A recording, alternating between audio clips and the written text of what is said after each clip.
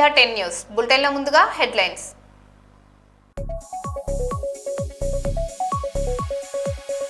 48 గంటల్లో ration card, త్వరలో ఒంటరి మహిళలకు పెన్షన్లు, మంత్రి పొన్నం ప్రభాకర్ ప్రకటన.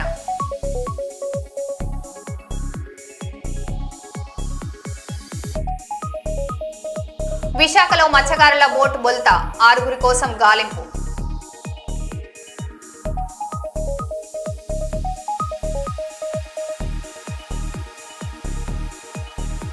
మంచిర్యాల జిల్లా కోటపల్లి కేజీబీవీ విద్యార్థిని అదృశ్యం, గాలింపు చేపట్టిన పోలీసులు.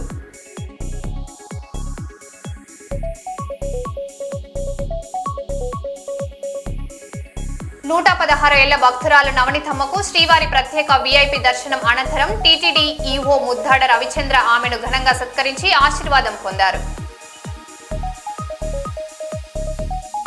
వరంగల్ జిల్లా నర్సంపేటలో ప్రైవేట్ విద్యాసంస్థల బస్సులపై ఆర్టీఏ పోలీసుల ప్రత్యేక తనిఖీలు.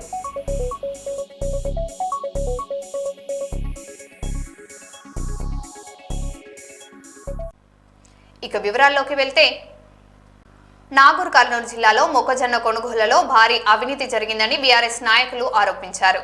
గన్ని బ్యాగుల సరఫరా, రైతుల చెల్లింపులో అక్రమాలు జరిగాయని పేర్కొంటూ రేపు ఉదయం అంబేద్కర్ చౌరస్తాలో ఆధారాలతో బహిరంగ చర్చకు సిద్ధమని ప్రకటించారు. మార్కెట్ చైర్మన్, స్థానిక ఎమ్మెల్యే ఈ చర్చకు రావాలని బీఆర్ఎస్ నేతలు సవాల్ విసిరారు. రైతులు 2 నెలలకెళ్ళి రోడ్ల మీద మక్కలు పోసుకొని తీవ్ర ఇబ్బందులకు గురవుతున్న సందర్భంలో అదే అదునుగా చూసుకొని రైతుల నుంచి దాదాపు 44 లక్షల రూపాయలు అదనంగా వసూలు చేసి ఈరోజు మార్కెట్ కమిటీ చైర్మన్ దోసుకున్నాడని చెప్పి నేను ఒక 6 నిమిషాల ప్రెస్ మీట్ పెడితే దానికి ఆయన 6 మందితోన 60 నిమిషాల ప్రెస్ మీట్ పెట్టించి నన్ను ఏదో ఈ మక్కల సబ్జెక్ట్ పక్క కోనియనికే దళితులు అన్నారు, బీసీలు అన్నారు, అవన్నీ పక్కకెట్టి ఒకటి పోరాటం చేసినాం మేము.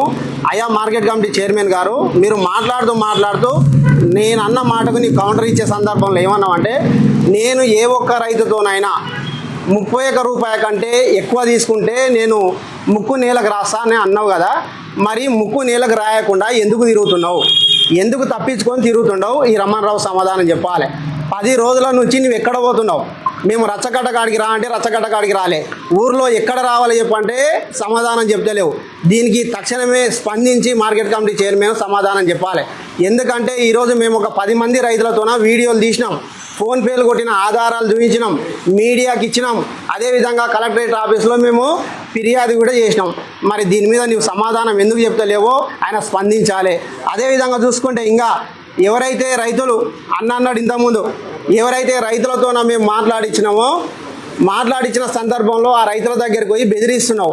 అయితే మాకు ఆయన ఒక మాట చెప్పిండు, మేము ప్రెస్ మీట్ పెట్టి ఆయన ప్రెస్ మీట్ పెట్టిన తర్వాత నాకు 2 రోజుల టైం ఇవ్వండి, ఈ 2 రోజుల టైంలో నేను ఏమేం చేసినావు మార్కెట్ కమిటీ చైర్మన్ నుండి నేను అన్యాయం చేయలేదు, ఇక్కడ నేను డబ్బులు వసూలు చేయలేదు చెప్తా అని చెప్పిండు.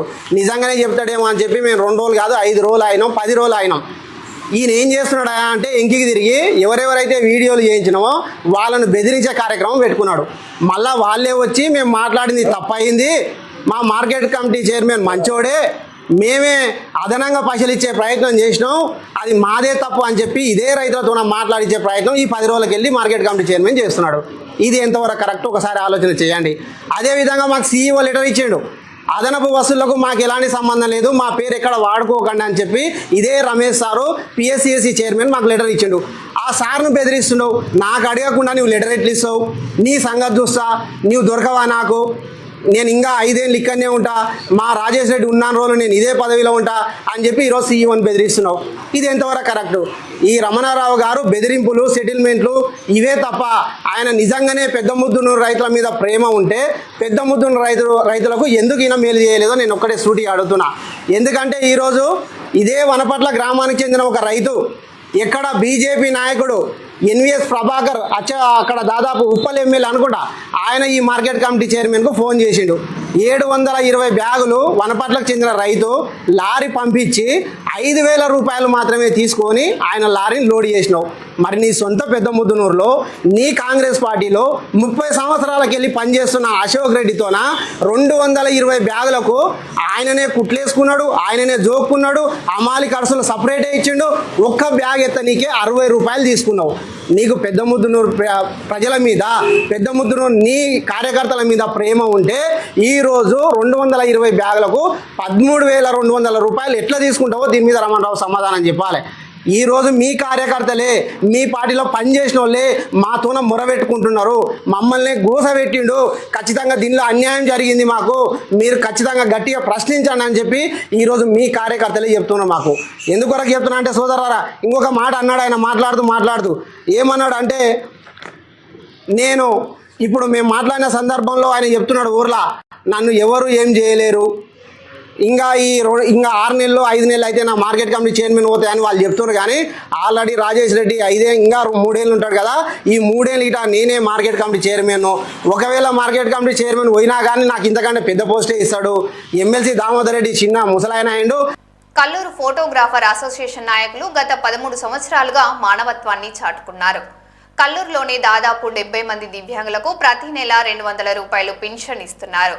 కల్లూరులోని ఆదిత్య పాఠశాలలో దాతల సహకారంతో ఫోటోగ్రాఫర్ ఎస్కే భాష ప్రతి నెల 5వ తేదీ పింఛన్ ఇస్తున్నారు. ఈ నెల ఫోటోగ్రాఫర్ మల్లికార్జున తన కుమారుడు కార్తిక్ పుట్టినరోజును పురస్కరించుకొని ఆర్థిక సహాయం అందించారు. ఈ కార్యక్రమంలో మల్లికార్జునను నిర్వాహకులు సన్మానించారు. ఈ కార్యక్రమంలో ఎస్కే భాష, మల్లికార్జున, కార్తిక్, చిన్న స్వాతనంద, స్వామీజీ తదితరులు పాల్గొన్నారు.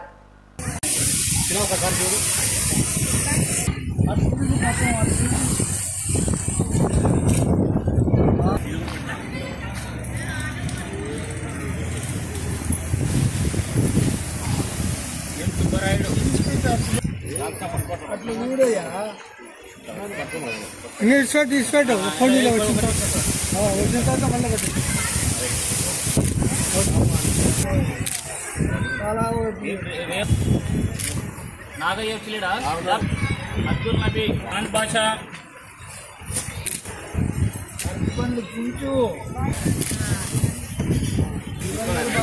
ఎవరు మైగేదర్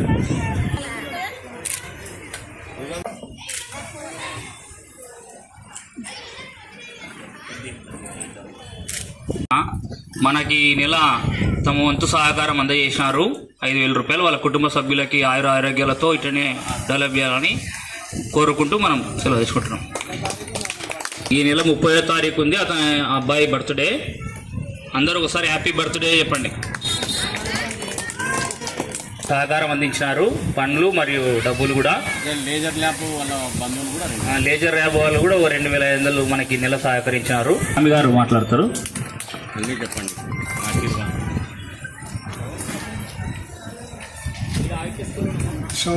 సోదరిమణులారా,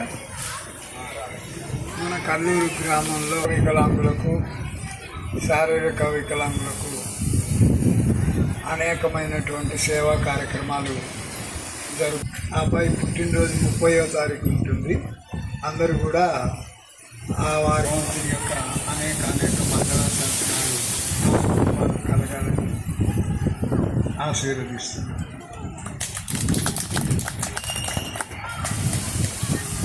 మల్లికార్జున అన్ని 2 మాటలు మాట్లాడాల్సింది. ఊరిలో ప్రతి నెల జరుగుతున్న ఈ పింఛన్ల కార్యక్రమంలో మనం 13 సంవత్సరాలుగా ఈ ఫోటో వీడియోగ్రాఫర్ల తరఫున కార్యక్రమం నిర్విరామంగా జరుపుతున్నాము. కావున మనము ఈ ఆదిత్య స్కూలు యాజమాన్యానికి కూడా కృతజ్ఞతలు తెలుపుకుంటూ మా 2వ అబ్బాయి కార్తిక్ కుమార్ది బర్త్డే సందర్భంగా ఈ నెల మా వంతుగా 5,000 రూపాయలు మనము పంపిణీ చేస్తున్నాము. కాబట్టి ఈ కార్యక్రమంలో మాకు కూడా పాలు పంచుకునే అవకాశం దొరికినందుకు అన్నగా దేవుని ప్రార్థిస్తున్నాము. ఈ కార్యక్రమం ఇలాగే నిర్విరామంగా జరుగుతూ మనం ఇంకా ఎక్కువ మంది మన కార్యక్రమ సేవలు చేసేదానికి పాల్గొనాల్సిందిగా కోరుచు సెలవు తీసుకుంటున్నాం.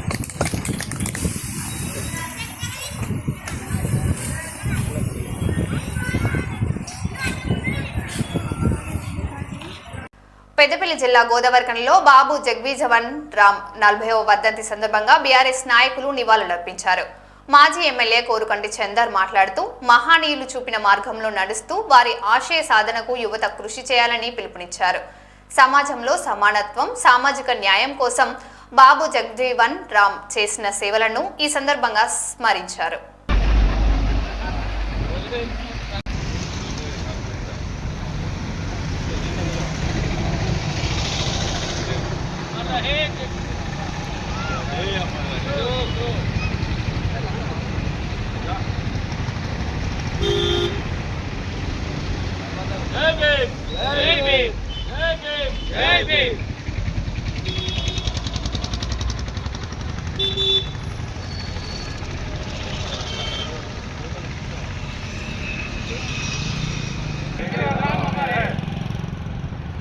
గారి 40వ వర్ధంతి సందర్భంగా ఈరోజు గోదావరి ఖనిలో వారి విగ్రహానికి ఘనంగా నివాళులర్పించి ఈరోజు బీఆర్ఎస్ పార్టీ నాయకులమందరం కూడా వారు చేసినటువంటి ఈ యొక్క భారతదేశానికి చేసినటువంటి సేవలను ఈరోజు గుర్తు చేసుకోవడం జరిగింది. బాబు జగజీవన్ రాము స్వాతంత్రం పోరాటంలోనే కాకుండా స్వాతంత్ర్య అనంతరం జరిగినటువంటి భారతదేశ నిర్మాణంలో కూడా చాలా గొప్ప భాగస్వామ్యం వహించినటువంటి మహానుభావుడు. ఈ యొక్క మహనీయుడు అంటరానితనం నిర్మూలన కోసం, కుల వివక్షత కోసం, ప్రతి ఒక్కరు విద్యను అభ్యసించేటువంటి విధంగా చాలా గొప్పగా కార్మిక శాఖ సంక్షేమ మంత్రిగా అనేక మంత్రిత్వ శాఖలలో పరిపాలనలో పాల్గొన్నటువంటి మహానీయుడు, మహానుభావుడు బాబు జగజీవన్ రామ్ గారు. వారి ఆశయ సాధనకు విద్యార్థి లోకమంతా కూడా వారి జీవితాన్ని పూర్తిగా చదవాలి. వారి జీవితంలో చిన్న స్థాయిని, చిన్న కుటుంబం నుంచి వెళ్ళి ఎదిగి భారతదేశ చరిత్రలోనే ఒక పేరును నిలబెట్టుకున్నటువంటి ఒక గొప్ప మహనీయుడు. కాబట్టి వారి వర్ధంతి సందర్భంగా వారు చేసినటువంటి సేవలను గుర్తు చేసుకుంటూ వారి ఆశయ సాధన కోసం అందరూ కూడా కృషి చేయాలని సందర్భంగా నేను యువతకు పిలుపునిస్తాను. 116 ఏళ్ల వృద్ధ భక్తురాలు నవనీతమ్మకు తిరుమలలో శ్రీవారి ప్రత్యేక విఐపి బ్రేక్ దర్శనం కల్పించారు. అనంతరం టీటీడీ ఈవో ముద్దాడ రవిచంద్ర వేదాశీర్వచనం చేయించి పట్టు వస్త్రం, తీర్థ ప్రసాదాలు అందజేశారు. నవనీతమ్మ కుటుంబ సభ్యులు టీటీడీకి కృతజ్ఞతలు తెలియజేయగా ఒక భక్తురాలి జీవితకాల కోరిక నెరవేరడం ఆనందంగా ఉందని నిర్వాహకులు పేర్కొన్నారు.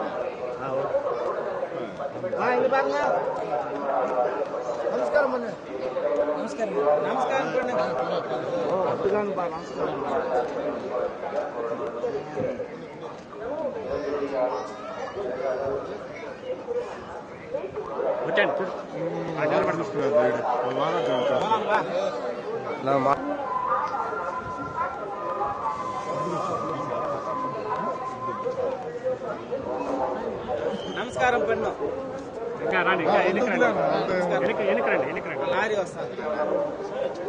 నమస్కారం పెన్ను నోరాటి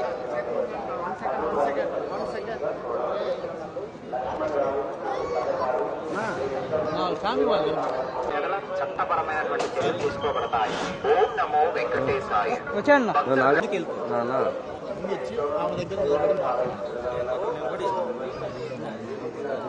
రమ్మని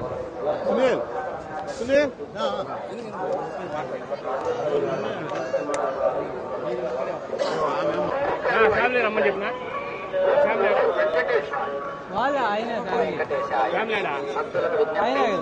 దగ్గర ఇక్కడ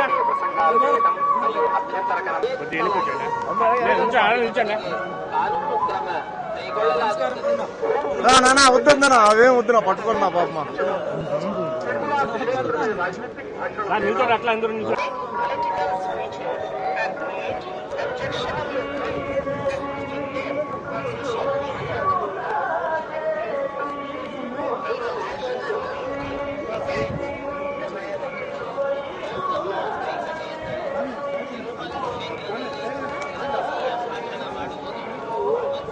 బ్యాటరీ వెళ్ళి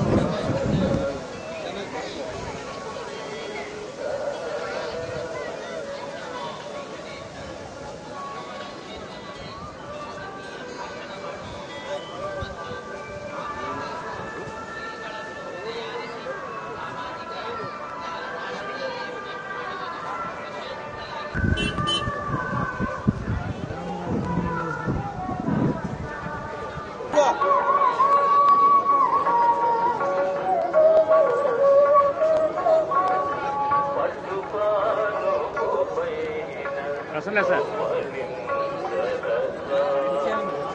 ప్రసన్న కూర్చోబెట్టాను చాలా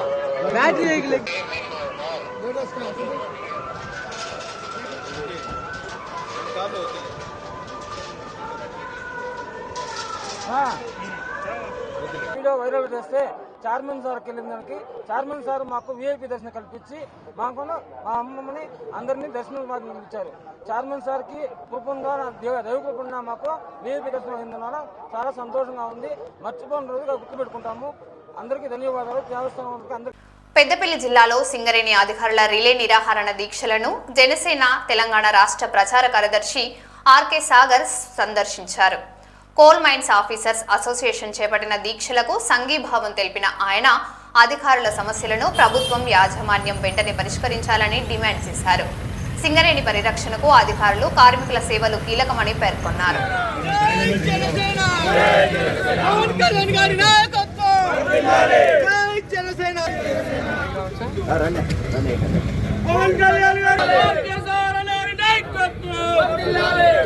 తెలియజేద్దాం.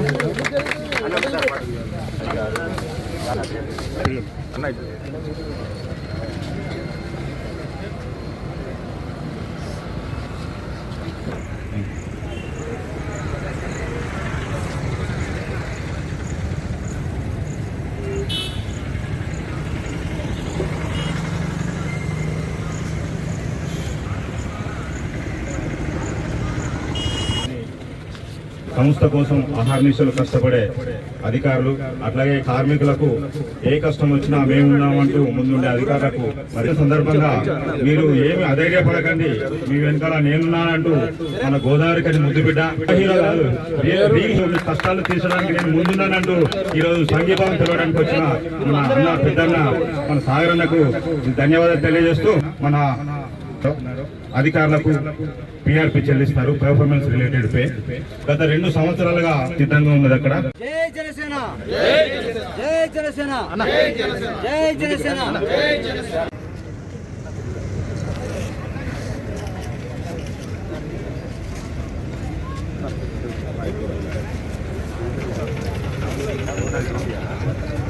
వెంటనే పిఆర్పిని వెంటనే పేద అప్గ్రేడేషన్ వెంటనే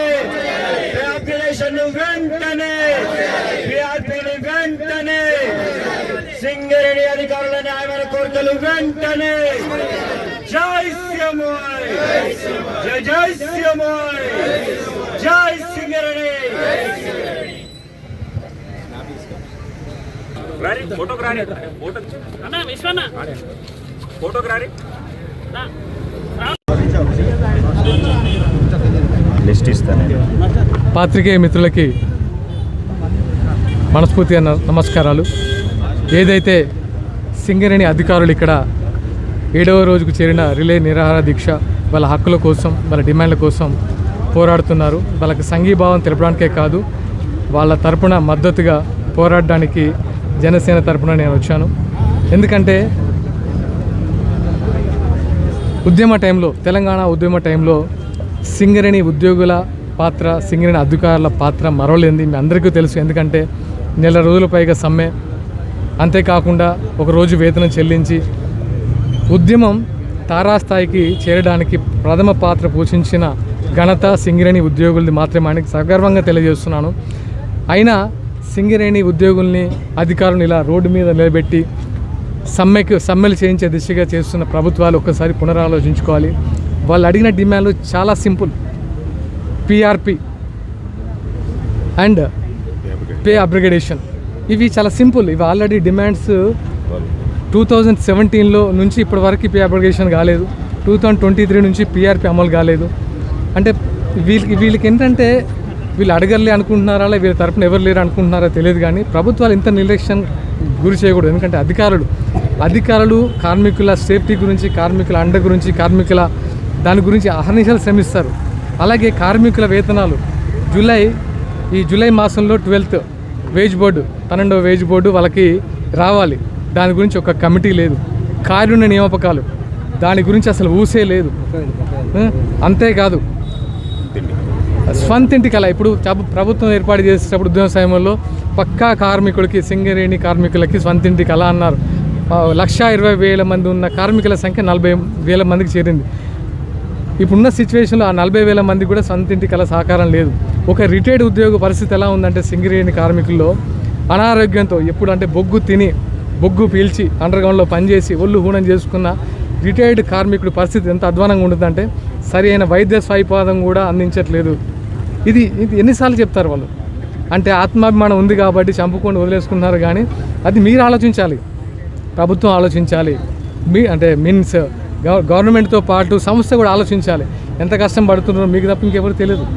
అలాంటిది ఇప్పుడు మారుపేర్ల వివాదం, వాళ్ళు ఎప్పటి నుంచో ఎన్నో సంవత్సరాల నుంచి ఫైట్ చేస్తున్నారు. వాళ్ళ గురించి తూతూ మంత్రంగా ఇస్తున్నారు. ఇక్కడికి వచ్చి ఫోటోలు దిగుతారు, క్యాపులు పెట్టుకుంటారు, అది చేస్తారు, ఇది చేస్తారు. సంఘీభావం వద్దు మాకు.